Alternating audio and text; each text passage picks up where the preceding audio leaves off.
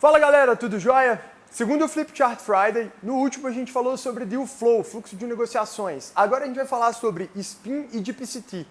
O que eles são e como que eles se diferenciam no processo. É muito comum gente chegar tipo aqui, dentro do Outbound do Reeve e falar assim: Vinícius, e aí?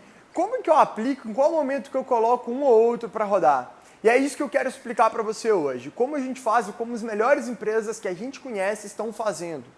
Em primeiro lugar, o que é cada um? De maneira rápida, o SPIN é uma metodologia de vendas. Ele surgiu de uma pesquisa gigantesca que o Neil Hackham fez no século passado. Lá na década de 70 e 80, ele descobriu que, em primeiro lugar, perguntas direcionam melhor uma venda. Por quê? Porque as pessoas, ao responderem uma pergunta, elas estão se convencendo e não sendo convencidas.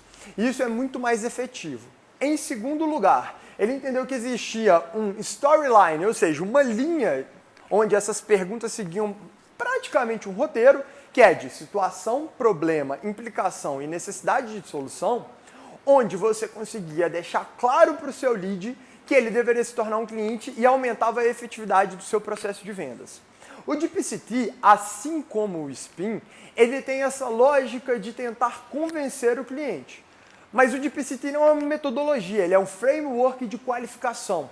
E ele é uma evolução do Bunch. O Bunch ele era utilizado antigamente para justamente eu entender, na hora que eu estou conversando com o lead, o que eu preciso saber dele para eu apresentar o meu produto.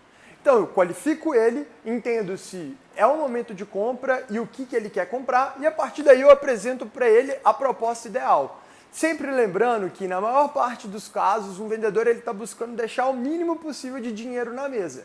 Mesmo que ele tenha planos muito bem definidos, ele pode vender um plano maior ou menor, ou ele já pode vender um plano maior por mais tempo, e por aí vai. Então, buscando entender isso, como que a gente vai falar do DPCT? O SPIN ele surgiu lá atrás como modelo de venda consultiva. Quando ele surgiu, a gente estava partindo de uma venda que era cada vez mais transacional para uma venda cada vez mais consultiva. E aí, o que acontece nesse cenário? Muita gente vai olhar e falar assim, cara, dentro de um cenário transacional para consultivo, eu saio de quê? De uma venda que depende de preço e de volume e uma venda que depende de educação do meu lead. Você provavelmente está pensando isso e está correto.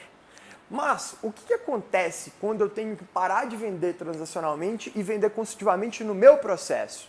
O SPIN ele te ajuda a educar o lead e fazer ele pensar nos motivos que ele deve comprar, aquele serviço extra que você vende, aquela customização na sua entrega e por que ele tem que pagar mais caro. Todas as empresas começaram a perceber que quanto mais elas dependiam do volume transacional, mais isso comia do markup delas. Por quê? Porque ela estava brigando por preço. Se você briga por preço, chega uma hora que você só come sua margem de lucro. E se você só come sua margem de lucro, o que vai acontecer? Você tem menos dinheiro para conseguir investir em novas ideias, em novos negócios, você tem menos dinheiro para conseguir investir no seu time e por aí vai.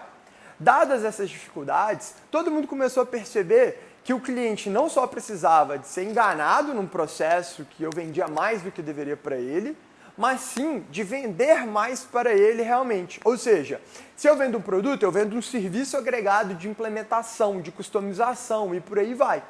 Dentro dessa lógica, eu aumento o meu markup, eu aumento a minha receita, o meu faturamento e eu consigo continuar reinvestindo. Então, quando o SPIN começou a surgir, ele trouxe essa lógica para dentro do mundo de vendas de maneira mais eficaz e o DPCT ele surgiu agora, poucos anos atrás, com a HubSpot. Por quê? Porque eles perceberam que, assim como o SPIN é muito consultivo, o Bunch era muito pouco. E por que disso? Porque quando eles desenharam o DPCT, eles queriam que ele fosse mais customer-centric, ou seja, voltado para o meu consumidor. E é fácil de você perceber isso. Quando eu vou qualificar pelo Bunch, a grande diferença dele para o DPCT é o quê? No DPCT eu não tenho o N, que é a necessidade do meu lead, ou, no final das contas, você, qualificando pelo DPCT, vai ter goals, objetivos, plans, que são os planos, os challenges, que são os desafios, e negative consequences e positive implications, ou seja, consequências negativas e implicações positivas. Nesse cenário, o que eu estou trabalhando? Eu estou trabalhando mais as necessidades do meu lead, do meu consumidor. E o que isso gera? Justamente um modelo mais voltado, mais orientado para o meu cliente. Então, no final, eu tiro o N, que é tipo um modelo muito simples, onde eu busco entender qual é a sua necessidade, e aí eu sei qual produto eu direciono, e eu vou caber muito bem numa venda transacional. Então, se você vende transacionalmente, o Bunch vai fazer muito mais sentido, e o DeepCT cabe em uma venda mais consultiva. E aí, você vira e fala assim, beleza, Vinícius, eu entendi, ele é um framework de qualificação, mas qual que é a diferença final dele para o Spin? Porque no Spin eu faço perguntas e em tese eu estou qualificando meu lead, não é? É isso mesmo.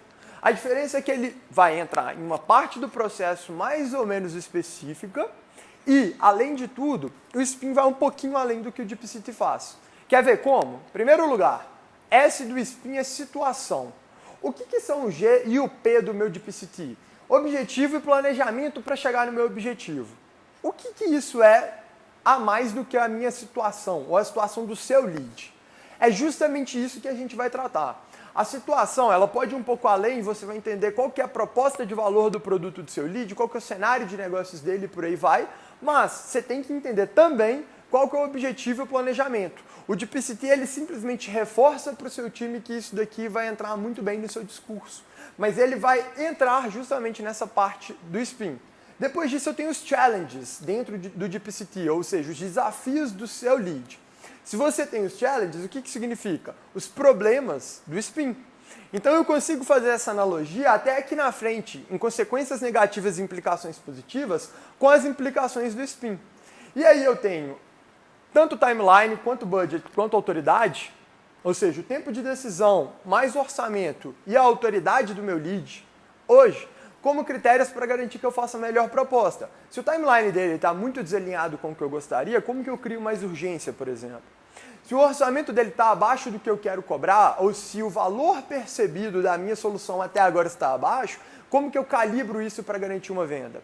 E por fim, a autoridade. Ele é o cara que toma decisão mesmo ou eu preciso envolver mais gente? Tudo isso vai garantir que eu chegue no momento de necessidade de solução do Spin, que é quando eu vou fazer justamente todo o fechamento da minha venda e garantir que o lead entenda a maior urgência possível, entenda o maior valor de proposta, e aí ele vai fechar agora.